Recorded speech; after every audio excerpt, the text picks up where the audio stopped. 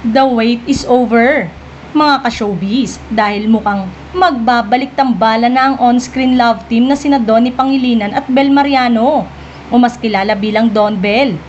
Kamakailan lang kasi tila may pa-teaser sila sa kanilang mga fans para sa aabangang project together.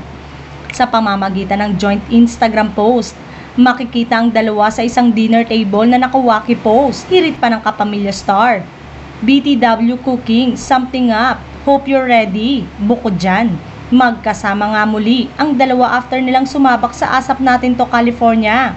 Halos isang buwan nang nakakalipas. Kilig na kilig nga ang mga Don Bel fans sa cutest photo ni na Donnie at Bel na magkasama at twinning pa sa kanilang white top at maong pants na outfit.